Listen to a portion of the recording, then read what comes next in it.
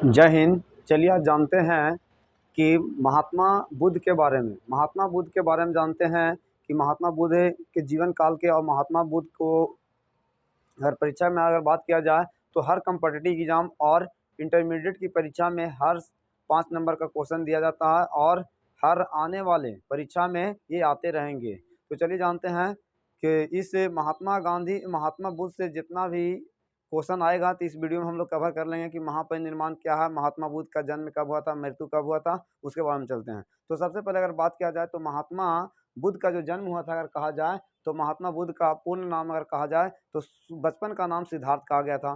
तो यहाँ पे अगर महात्मा बुद्ध के अगर गौतम बुद्ध का जो जन्म हुआ था 563 ईसा पूर्व में इनका जन्म हुआ था।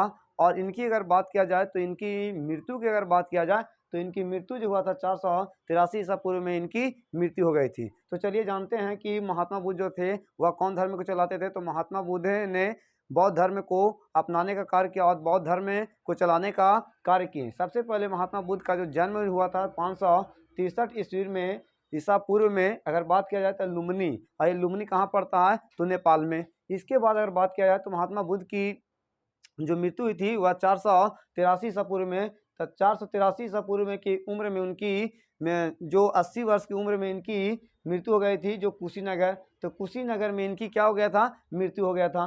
चलिए जानते हैं कि इसके बाद महात्मा बुद्ध की जो साथी जो थे वह कौन थे, इनका जीवन साथी, इनकी पत्नी धर्म पत्नी कौन थी। तो सबसे पहले इनकी धर्म पत्नी जो थी राजकुमारी यशोधरा थी।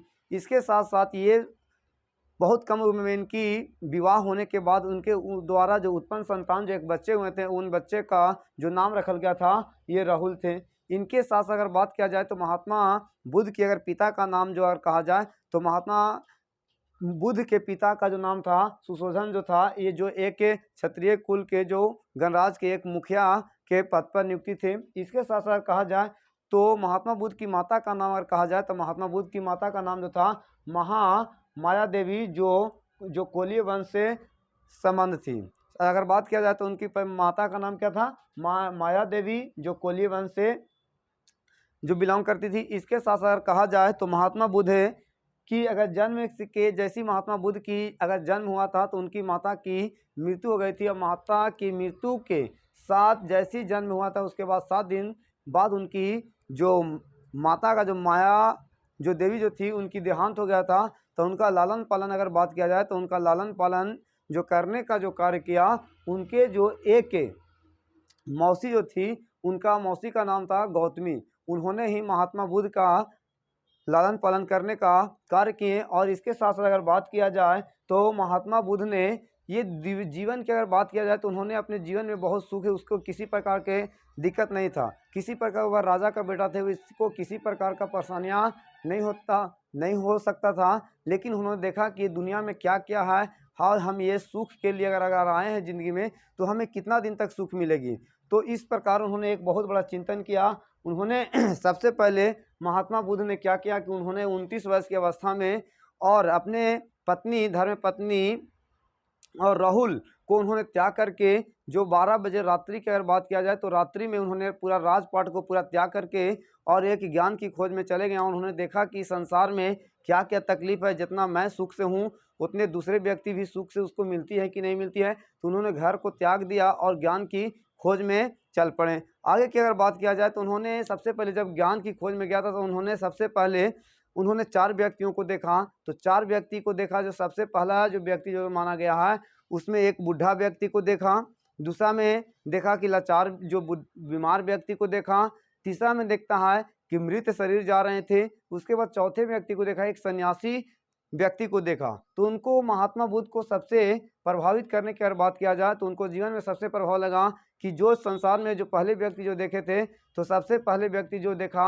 वह बूढ़े व्यक्ति को। तो महात्मा बुद्ध को लगा कि मैं कोई भी इस संसार में जो आया है उसको एक दिन बूढ़ा होना है और उस बूढ़े को हालात में जो अगर बात किया जाए तो उसको एक दिन धरती पर से जाना है। तो इनको अच्छा बात नहीं लगा। दूसरे में अगर बात देखा कि दूसरे व्यक्ति को तो ये संसार में जो भी जन्म लिए हैं तो उनको किसी न किसी प्रकार से किसी न किसी परेशान से उनको तकलीफ है, दिक्कत है, बीमार, एक दिन ज़रूर बूढ़ा होगा, एक दिन ज़रूर बीमार पड़ेगा।